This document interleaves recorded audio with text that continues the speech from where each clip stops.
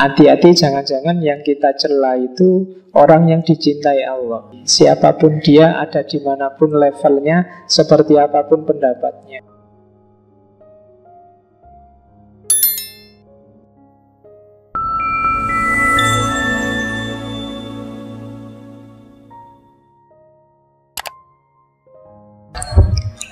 Oke, bismillah. Assalamualaikum warahmatullahi wabarakatuh. Bismillahirrahmanirrahim. Alhamdulillahirabbil alamin. Alhamdulillah nahmaduhu wa nasta'inuhu wa nastaghfiruh wa na'udzu billahi min syururi anfusina wa min sayyiati a'malina. Wa yahdihillahu fala mudilla lahu wa may yudlilhu fala hadiyalah. Allahumma sholli wa sallim wa barik ala habibina wa syafi'ina sayyidina wa maulana Muhammadin wa ala alihi wa ashabihi wa ala kulli man ittaba'ahu.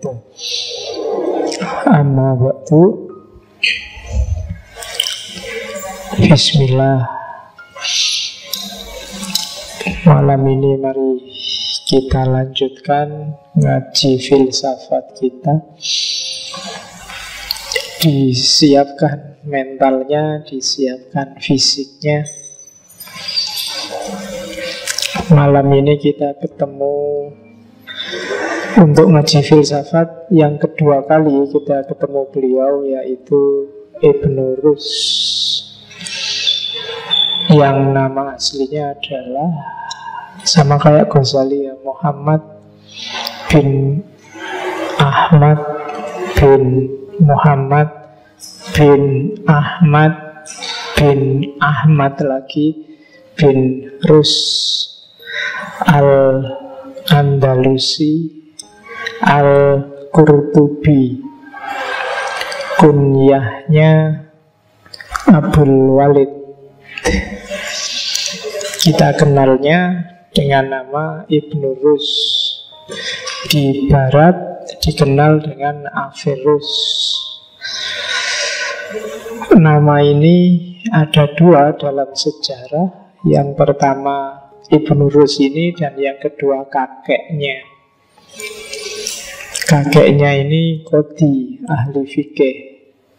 Kalau di kitab-kitab kuning biasanya disebut Ibnu Rus al-Jadd.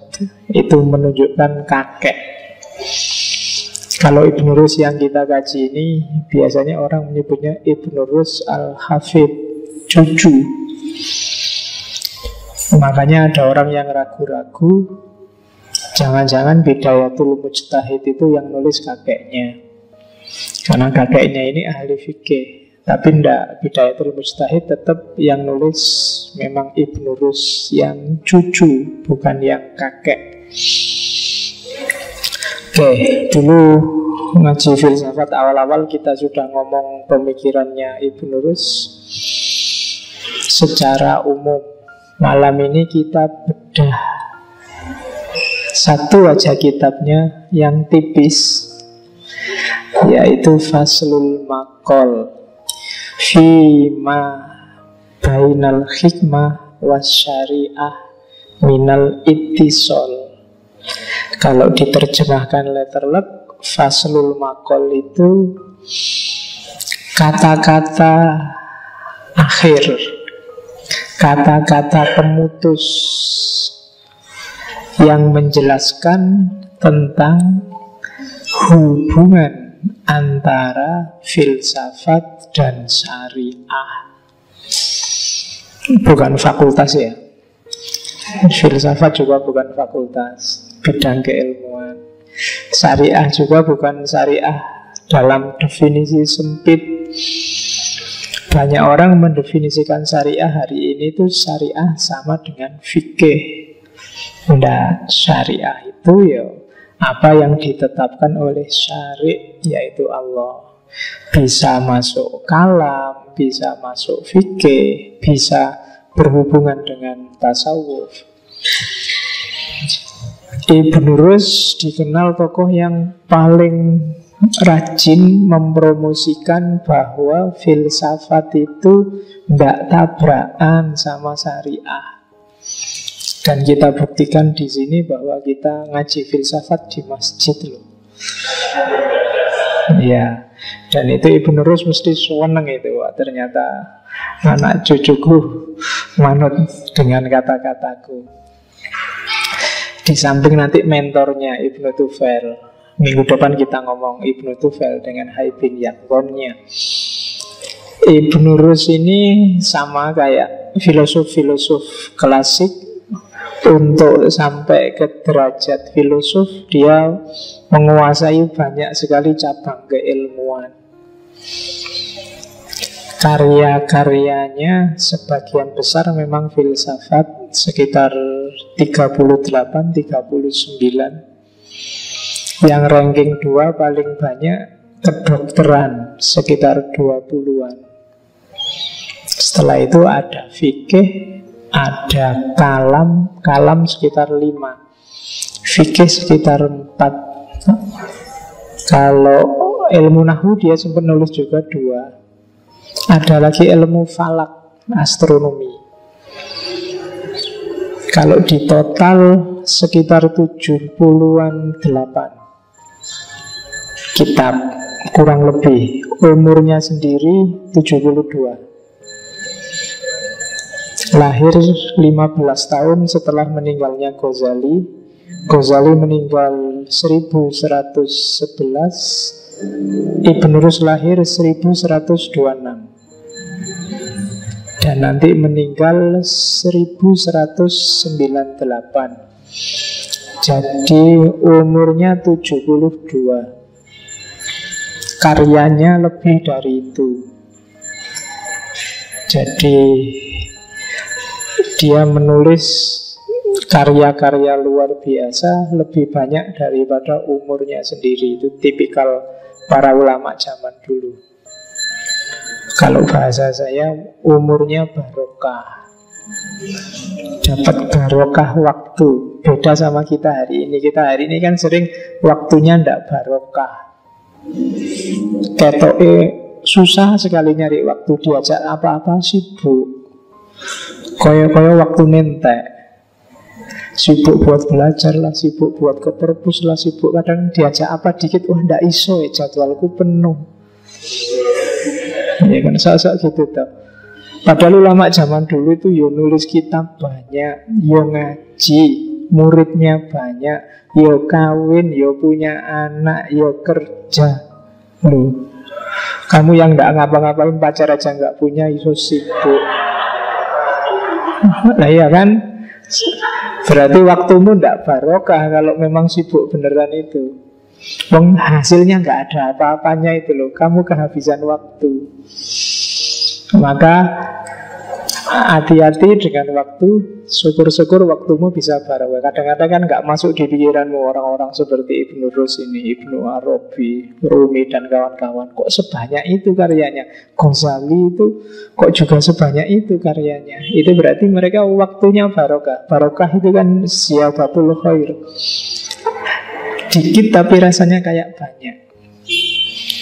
Maka hati-hati mengelola waktu. Syukur-syukur bisa barokah. Barokah itu rasanya waktunya ada aja, mau dipakai apa aja ada. Itu tergantung cara kita mengelola. Ibnu Rus juga begitu. Ibnu Rus ini rajin. Kalau dalam sejarahnya, sepanjang hidupnya, setelah dia bisa baca, tulis, ngerti ilmu, dia benar-benar jatuh cinta sama ilmu pengetahuan. Dan ada yang bilang muridnya bahwa sepanjang hidupnya Ibnu Rus, setelah dia kenal ilmu, hanya 2 malam yang dia tidak baca dan nggak nulis. Yang pertama waktu ayahnya meninggal. Yang kedua waktu malam pertama. Iya, ini serius, tidak guyon memang. Ya malam pertama eman-eman buat baca buku. Tapi ya 1 malam itu dok, besoknya nyari waktu yang lain. Tapi prioritas baca sama nulis. Itu Ibnu Rus. Dan Ibnu Rus ini nanti yang memercikkan, mempengaruhi Barat sehingga melahirkan Renaissance antara lain. Karena Ibn Rus dikenal sebagai guru pewarisnya Aristoteles. Dia hidup di era dinasti Al-Muwahhidun. Al-Muwahhidun yang pusatnya di Maroko. Dan dia hidup di era dua khalifahnya. Khalifah Al-Muwahhidun kedua setelah Abul Mukmin, Abu Ya'qub Yusuf. Kemudian penerusnya Abu Yusuf Ya'qub. Jadi ini molak-malik jenengnya. Jadi Khalifah Muwahhidun yang kedua itu namanya Yusuf, punya anak namanya Ya'qub. Maka dia dikenal Abu Ya'qub Yusuf. Nanti Yusuf ini punya anak, dikasih nama Ya'qub. Ya, nanti bulat nih. Nanti raja selanjutnya Abu Yusuf Ya'qub. Jadi dia Ibn Rus ini dikenalkan oleh Ibn Tufail ke khalifahnya Wahidun. Masih muda usianya sekitar 15 tahun, tapi sudah pinter. Waktu dihadapkan sama khalifah ini juga cinta sama pengetahuan. Ibn Rus ini masih malu-malu, padahal dia pinter. Jadi ditanya tentang Aristoteles, ditanya tentang filsafat, dia masih sungkan, tidak mau jawab. Akhirnya khalifah ini menunjukkan bahwa dia tertarik dengan bidang-bidang filsafat. Dia juga ngerti banyak tentang filsafat. Lama-lama dalam pembicaraan Ibn Rus tidak sungkan-sungkan lagi, ditunjukkanlah semua pengetahuan filsafatnya yang bikin raja terpesona. Sampai kemudian dalam karirnya dia jadi namanya Qadil Qudot. Qadil Qudot itu kodinya para kodi. Apa ya, kalau hari ini ketua MUI mungkin enggak ya. Ya, karena ini orang yang superior di bidang hukum Islam zaman itu, di era Abu Ya'qub Yusuf. Nanti di era putranya Abu Yusuf Ya'qub, sebenarnya awal-awal dia santai, tapi belakangan dia mendapat banyak fitnah. Ya karena filsafat. Dia dianggap murtad lah, musyrik lah, munafik lah. Kata-kata yang sering kita dengar hari ini. Belakangan ini kan kata-kata itu populer sekali. Ya, saya kemarin juga ada yang nanya gitu kan, gimana Pak Faiz pendapatnya? Ya, ada isu-isu tertentu yang sebaiknya memang kita diam. Karena omongan kita tidak ada dampaknya apapun, tapi malah nambah musuh. Kamu ngomong apapun, musuhmu tambah. Ya misalnya tentang Ahok, kamu ngomong pro atau kontra Ahok, musuhmu tetap tambah. Kalau kamu pro, ya kamu punya musuh yang anti Ahok. Kalau kamu anti, kamu punya musuh yang pro Ahok. Padahal omonganmu itu nggak ngefek apa-apa bagi siapapun di level apapun. Makanya daripada kamu ngomong yang tidak ada gunanya, mending diam. Jadi itu di situ gunanya hikmah, kebijaksanaan. Nah, Ibn Rus itu kena fitnah macam-macam itu tadi sampai khalifahnya terpengaruh dan dia diasingkan, bukunya dibakari semua. Dia diasingkan di sebuah perkampungan Yahudi. Itu nanti melahirkan fitnah baru, dianggap Ibn Rus itu antek-anteknya Yahudi. Karena dia juga nanti punya murid luar biasa, Ibnu Maimun, yang dikenal di barat Maimonides, orang Yahudi.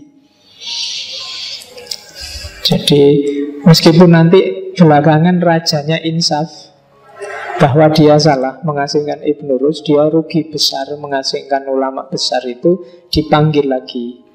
Tapi 3 bulan setelah dipanggil beliau meninggal karena memang sudah tua. Nah itu Ibn Rus. Jadi orang pinter, orang besar itu biasanya ada aja kisah tidak enaknya. bukunya dibakar, itu yang paling menyedihkan. Hari ini kitab-kitabnya Ghazali beberapa masih bisa diakses. Yang paling terkenal selain Faslul Maqal ya Tahafut, kritik terhadap Ghazali yang minggu lalu kita bahas salah satu kitabnya. Yang kedua, yang ketiga, Faslul Maqal ini yang kedua. Yang ketiga Al-Kasfu An Manahijil Adillah. Ini tentang ilmu kalam. Bisa kamu download gratis kitab-kitab itu, yang bisa bahasa Arab tentunya. Yang nggak bisa ya buat koleksi aja. Sopo ngerti anakmu besok pinter bahasa Arab. Iya, bapak males kok. Oke, saya tak mendoakan anakmu aja lah. Oke, bismillah ya, malam ini kita ngaji. Semoga khatam Faslul Maqal. Ini dulu, saya ingin mengenalkan beliau, scientific personality-nya. Barangkali berguna, karena hari ini banyak orang melupakan ini. Orang itu tidak semata-mata harus punya wawasan keilmuan luas, tapi attitude keilmuan juga penting. Dia juga menentukan dalam scientific enterprise. Pelajaran dari Ibnu Rus yang saya catat 3. Ibnu Rus ini membahas banyak sekali aliran-aliran, mengkritik banyak sekali kalam. Kadang dia mengkritik Asy'ariyah, kadang dia mengkritik Mu'tazilah. Tapi tidak pernah dia mengungkapkan satu kalimat kebencian pada kelompok. Kritik ya kritik, tidak setuju ya tidak setuju, tidak apa-apa.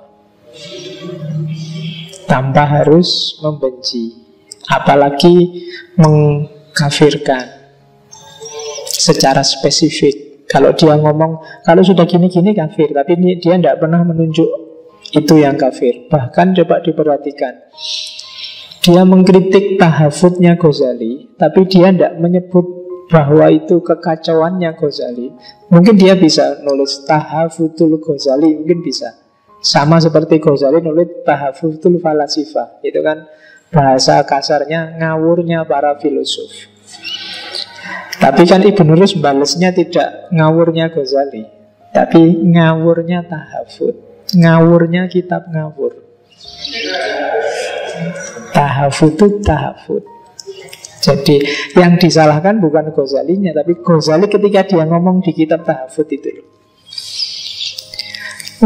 Jadi tidak semuanya. Kalau di Ghazali kan itu agak rancu, yang diserang orangnya, tahafutul falasifah. Padahal itu Ghazali objeknya cuma 2, Al-Farabi sama Ibnu Sina. Sebenarnya kalau mau jujur, judulnya harusnya Tahafutul Farabi dan Ibnu Sina. Dan hal yang sama tidak diulang oleh Ibnu Rus. Dia pakai istilah tahafutut tahafut. Jadi ruwetnya Ghazali ketika dia nulis kitab tahafut. Tapi di kitab yang lain Ghazali perlu diapresiasi. Kan sebenarnya maunya begitu. Jadi Ibnu Rus tidak pernah menyerang kelompok tertentu. Dia tidak pernah memusuhi kelompok pemikir bebas atau pemikir keras, melecehkan para ulama. Dua-duanya dia hargai. Ini bagi saya pelajaran. Hari ini setiap orang melecehkan yang berbeda dengan dirinya. Bahkan ulama. Kalau ada ulama ngomong kok beda sama pendapatnya, manusia hari ini tidak takut untuk mencaci atau mencela. Di Indonesia khususnya. Ini menurut saya blunder. Karena ulama itu pewarisnya para nabi apapun. Dan yang kedua, hati-hati jangan-jangan yang kita cela itu orang yang dicintai Allah. Dan pasti dia dicintai Allah. Karena apa sih di muka bumi ini yang tidak dicintai oleh Allah? Karena Allah itu maha penyayang, maha pecinta. Dan yang dicintai oleh Allah itu kita caci maki. Siapapun dia, ada dimanapun levelnya, seperti apapun pendapatnya. Itu menurut saya di antara simpul yang harus kita urai sebagai Muslim Indonesia hari ini. Kita harus belajar dari Ibnu Rus. Di fitnah seperti apapun dia tidak pernah balas dendam untuk menjatuhkan orang-orang yang mencelanya. Dan terakhir Ibnu Rus ini tidak kayak Ghazali. Ghazali itu ngotot sekali nyari kebenaran yang paling benar. Tapi Ibnu Rus sejak awal dia sudah punya persepsi bahwa sebagai manusia kapasitasku terbatas untuk mengetahui kebenaran yang paling benar itu. Yang gue anggap benar hari ini mungkin besok ada fakta baru, ternyata enggak. Jadi mentalnya Ibnu Rus itu, sehingga dia terbuka. Informasi apapun dari kelompok manapun, ndak apa-apa tak dengerin. Kalau ada kitab ya ndak apa-apa, sini tak bacanya. Itu Ibnu Rus. Jadi dia terbuka. Mental ini menurut saya penting juga, karena hari ini kita, kalau bahasanya Montgomery Ward, biasanya kita pakai strategi otoriter. Strategi otoriter itu yuk, kalau sudah kelompok A, yuk yang dibaca yuk kitab-kitab kelompok A aja, kitab-kitab kelompok lain itu haram. Sehingga kita judgementnya tidak adil. Dan itu tidak dilakukan oleh Ibnu Rus. Nah itu scientific personality-nya, attitude ilmiah seorang Ibnu Rus. Ada yang hilang menurut saya di kampus-kampus hari ini, yang tidak ada mata kuliahnya, yaitu etika ilmiah. Zaman saya dulu ada mata kuliah yang judulnya Adabul Bahsi wal Munadzara. Etika bertukar pendapat, etika diskusi. Itu menurut saya lebih penting dibandingkan sebelum kita paham materinya. Kalau etika diskusinya sudah rusak, ya hasilnya rusak. Di Indonesia hari ini orang kalau debat pinter, tapi sharing pendapat agak susah. Debat itu kan orang kukuh dengan posisinya masing-masing terus tanding. Kiblat kita hari ini ILC. Iya. Jadi pokoknya debat. Kalau debat pinter, tapi berbagi ide kita agak berat. Oke, scientific personality. Terus satu teori lagi sebelum masuk ke fasul maqal. Ini menurut saya penting ya untuk teman-teman yang sedang ngaji filsafat. Katanya Ibnu Rus, ada 5 syarat bagi para peminat filsafat. Yang pertama, ini tidak bisa diingkari, bakat. Ya, ini bakat itu untuk ngetes apakah kalian bakat apa enggak. Kalian baca buku filsafat kerasan enggak? Dengerin ngaji filsafat kerasan enggak? Kemudian kalau ada orang ngomong di level yang filosofis, kalian kerasan enggak? Kalau kerasan dan seneng, ada bakat. Kalau ngantuk, ya baca buku filsafat 200 halaman baru dapat 2 lembar sudah menguap. Menguap itu hilang berarti kamu ngantuk. Itu harus diasah lagi. Bakat itu kan bukan sesuatu yang ada begitu saja, harus diasah. Tumbuhkanlah bakatmu. Bukan aku itu bakat apa enggak. Jangan dicari kamu, aku bakat bulu tangkis enggak ya. Enggak akan ketemu. Latihan aja bulu tangkis. Lama-lama ya bakatnya muncul. Bakat itu 10%, tapi harus ada. Kalau di filsafat, kalau menurut Ibnu Rus, nalar, bakat itu maksudnya kapasitas mikir. Akalmu masih jernih enggak? Maksudnya itu. Kalau kamu sudah nggak bisa lagi berpikir jernih, ya jangan masuk ke dunia filsafat. Yang kedua, tertib. Ini yang sering diloncat-loncat oleh para peminat filsafat, apalagi mahasiswa-mahasiswa baru ngerti filsafat, ujuk-ujuk moco Derrida, moco Foucault, moco Gadamer, ya ndak apa-apa sih nek paham. Tapi ilmu itu membangunnya lebih enak dari dasar. Itu makanya bahasanya Ibn Rus tertib. Pelan-pelan. Ibn Rus itu tidak ujuk-ujuk dia nulis filsafat. Dia perlahan-lahan belajar Aristoteles, ditafsiri, disarahi. Setelah disarahi, diringkes versi dia yang namanya talkhis. Jadi pelan-pelan jadi seorang Ibn Rus. Jangan kesusu pingin jadi sebesar Derrida, apa sebesar Foucault, apa sebesar Karl Marx. Pelan-pelan dibangun, biar jadi sesuatu, biar kokoh landasannya. Kalau kokoh landasanmu, pikiranmu itu dibawa kemana saja enak. Tapi kalau tidak kokoh, dikritik sebentar selesai. Kamu biasanya langsung lemes. Wah, kalah debat berarti keliru aku, langsung gitu kamu. Tapi kalau dasarnya enak, kokoh, itu bisa, kalau kok dikritik itunya sih. Sebenarnya maksudnya kalau bukan itu kok. Pondasinya kan ini. Jadi kalau itu lemah tidak apa-apa, karena dia bisa, makanya terus lahir neo-marxisme. Bukan setelah dikritik terus bubar, tapi ada versi baru. Orang yang bisa melahirkan neo-marxisme itu belajarnya mesti tertib tentang Marx. Semua ilmu yang lain juga begitu. Maka sarannya Ibn Rus tertib. Yang ketiga, objektif. Objektif itu jangan belum apa-apa kamu sudah mengklaim, memvonis, memihak. Itu pasti tidak objektif.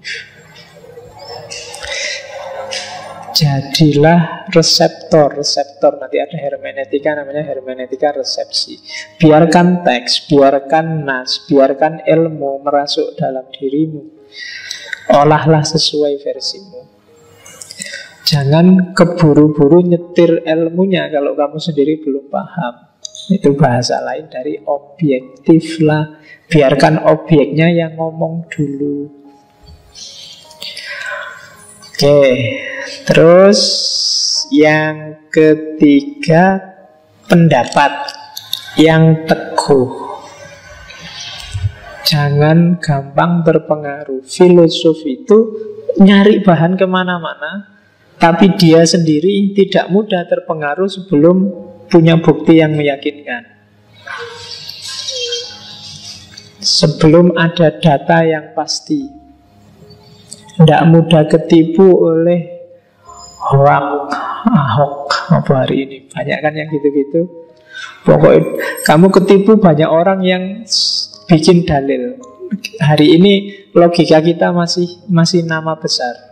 Orang ngomong ngawur terus ditempeli nama besar, terus kamu mesti manut. Syekh siapa ngomong kayak gini, padahal dia ngomong bener apa enggak ya orang ngerti. Tapi gara-gara ada nama Syekh itu terus kamu terpesona. Itu persis kayak zaman saya S1, waktu diskusi, kalau debat mau kalah, jurusnya menampilkan nama.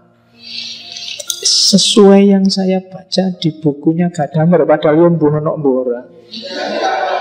Di bukunya Gadamer, di bukunya Nurholis Majid, di bukunya Gus Dur itu, padahal yang tidak pernah baca, tapi begitu ngomong Nurholis Majid, ngomong Gus Dur, yang lain mengkeret sudah. Wah, Gus Dur wah, Nurholis Majid padahal ini ngawur ini ngomongnya. Karena temenmu sudah merasa berhadapan dengan Nurholis Majid, berhadapan dengan Gus Dur, padahal itu yang ngawur. Dan hari ini di WA banyak semacam itu. Nah, itu karena kamu tidak teguh pendirian, lebih terpesona oleh orangnya daripada pendapatnya. Dan yang terakhir, ini alasnya, keutamaan akhlak.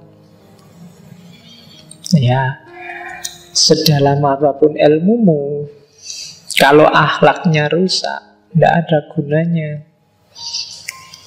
Kayak kemarin di Aristoteles, di Plato, di Ghazali, segala sesuatu ada tujuannya. Dan ilmu itu kalau dirunut-runut, tujuannya apa sih? Untuk perbaikan hidupnya manusia, untuk kebahagiaannya manusia. Kalau akhlaknya rusak, nggak mungkin target kebahagiaan ini terpenuhi. Ilmumu bagus tapi buat nipu orang, ya sudah. Wawasanmu luas tapi dipelintir untuk menjatuhkan orang, ya sudah.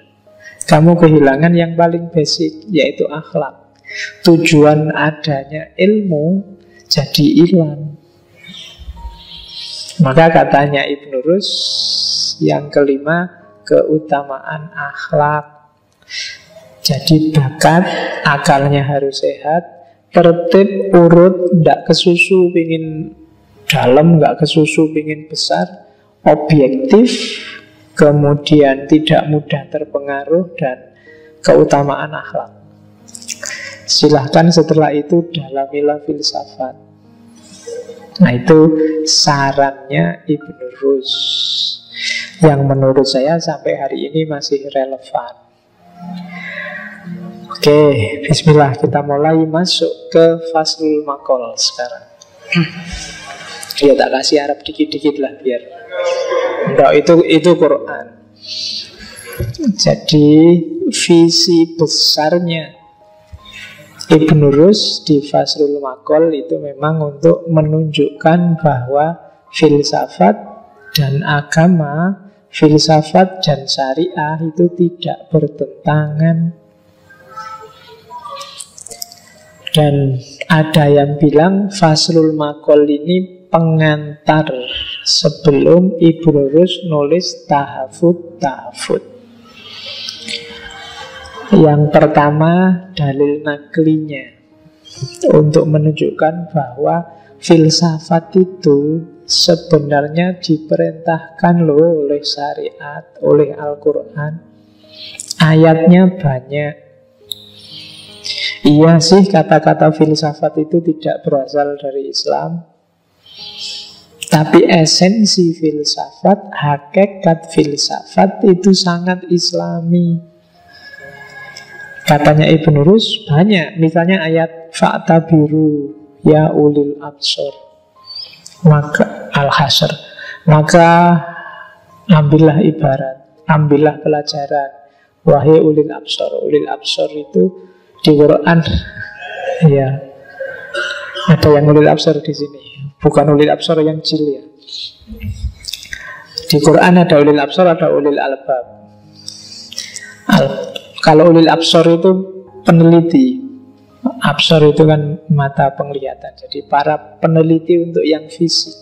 Kalau ulul albab itu yang lub itu batin. Jadi yang basiro, yang penglihatan batinnya. Fa'tabiru ya ulil absor itu wahai para peneliti, para pengamat yang mengambil pelajaran dari alam semesta, ambillah ibro, fa'tabiru. Atau surat Al-A'raf ini surat ayat-ayat yang disebut oleh Ibnu Rus di Faslul Maqal. Awalam yang duru fi malakutis samawati wal ardi wa ma khalaqallahu min syai'. Tidakkah mereka melihat fi malakut semesta langit dan bumi dan apa yang diciptakan Allah semuanya min syai'. Wa kadzalika nuri Ibrahima malakutas samawati wal ardi waliyakuna minal mukinin. Tentang Ibrahim. Ibrahim kan sebelum dikasih wahyu kan tipenya filosof. Dia nyari Tuhan sendirian. Lihat matahari, lihat bulan, lihat bintang untuk ngecek kira-kira mana yang pantas dijadikan Tuhan sebelum dapat wahyu. Dan filosofnya tidak hilang-hilang sampai dia jadi nabi. Makanya ingin ngecek apa benar sih besok kalau ada orang mati dibangkitkan lagi, sampai dikritik oleh Allah. Loh kamu itu apa tidak yakin Ibrahim? Yo yakin. Awala tu'min itu kan saya yakin, walakin litatma'inna qalbi. Yo ben batinku seneng mantep gitu loh Gusti Allah, buat dikasih contoh. Kan gitu, itu Ibrahim, tipe filosof. Makanya sama Allah kan disuruh carilah burung, bunuhlah, terus dibagi di 4 gunung. Setelah itu dipanggil, burungnya hidup lagi. Oke, burung beneran loh ya. Oke, ya. Pikiranmu ternyata frekuensinya sama. Terus itu yang alladzina yadhkurunallaha, itu belum ditulis ya, itu kelihatannya Ali Imran. Qiyama wa qu'uda wa ala junubihim wa yatafakkaruna fi khalqis samawati wal ardi. Setelah tafakur, kita takjub Rabbana ma khalaqta hadza batila. Tidak ada satupun yang sia-sia ciptaanmu ya Allah. Subhanaka fakina adzabannar. Ayat-ayat ini itu kan nyuruh mikir, refleksi yang mendalam. Termasuk ayat lihatlah alam semesta dan juga lihatlah dirimu sendiri. Semuanya nyuruh orang mikir. Dan itu filsafat.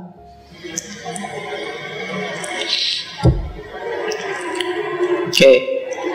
Makanya katanya Ibnu Rus terus di Faslul Maqal itu, kami menyatakan bahwa kalau memang kerja filsafat adalah mempelajari segala yang tampak maujudat, lalu mengambil pelajaran darinya sebagai sarana pembuktian adanya Tuhan pencipta, dan bahwa semakin sempurna pengetahuan mengenai ciptaan itu, akan semakin sempurnalah pengetahuan mengenai Tuhan penciptanya. Sementara syariat sendiri telah menganjurkan dan mendorong manusia untuk merenungkan semua wujud yang tampak, maka menjadi jelaslah bahwa apa yang ditunjukkan oleh filsafat mungkin sekali merupakan suatu kewajiban atau anjuran dari syariat. Jadi Al-Quran nyuruh kita mikir, filsafat juga nyuruh kita mikir. Kalau orang tidak boleh mikir, tidak boleh berfilsafat, harusnya Al-Quran ngomongnya cuma dan ikutilah Al-Quran tok. Kan enggak. Di banyak ayat bahkan kita disindirkan, afala ta'qilun, afala tatafakkarun. Itu kan kayak sindirannya Cak Lontong itu kan, mikir. Masa kita nggak mau mikir? Mikir dong. Itu kan sindirannya Al-Quran. Kamu tidak mikir kok. Itu kan meskipun ada Al-Quran, Al-Qurannya sendiri nyuruh kita mikir. Kan banyak nanti aliran-aliran kholaf yang anti mikir. Dikasih Al-Quran, dia membaca Al-Quran tidak paham, terus wallahu a'lam bishawab, kita kembalikan maknanya pada Allah. Dikembalikan lagi padahal sudah dikasih. Iya, wong sudah dikasih wahyu sama Allah, dikembalikan lagi. Oke. Nah, makanya nanti disindir sama Al-Quran kan, afala ta'qilun, kamu tidak mikir kok. Mikirlah, kan manusia kan gitu. Jadi filsafat itu dianjurkan sangat. Jadi ini terjemahannya, ya memang kalimatnya Ibnu Rus kan memang dia tidak suka menghakimi, maka kalimatnya pakai mungkin sekali, itu kewajiban loh berfilsafat itu. Ya mungkin sekali itu ya sunnah-sunnah sangat muakkad lah dari syariat. Jadi perintahnya syariat sendiri berfilsafat itu, bahwa namanya filsafat yaitu kan istilah yang populer aja zaman itu. Kok bukan istilah mikir? Ya kamu ganti istilahnya ndak apa-apa wis. Wong cuma istilah aja, ndak masalah. Sama kayak orang kemarin kan rame mengkritik hermeneutik gitu. Kalau ditelusuri itu sebenarnya alergi dengan istilahnya. Kamu ganti aja lah, kalau yang penting proses semacam itu diakui, ndak masalah. Wong cuma istilah aja. Makanya Pak Amin Abdullah itu pakai istilah at-ta'wil al-ilmi. Itu kan kelihatannya pakai bahasa Arab dan Islami kalau pakai at-ta'wil. Padahal itu padha wae hermeneutik. Kalau pakai hermeneutik kan telinganya gatel duluan. Wah, hermeneutik miliknya orang Kristen kan gitu. Filsafat itu juga gitu. Filsafat barat itu sesat kan, mesti begitu. Oke. Nah, dan perjuangannya Ibn Rus dan kawan-kawan meluruskan itu. Mbok yang cerdas sedikit kan, maunya gitu kasarnya. Tapi karena orang baik jadi ngomongnya halus. Mungkin itu dianjurkan loh oleh syariat. Jangan kesusu anti. Kalau memang dianjurkan kan, kita mengkafirkan, mengharamkan kan jadinya keliru. Uang barang yang dianjurkan malah kita haramkan. Nah, itu maunya Ibn Rus.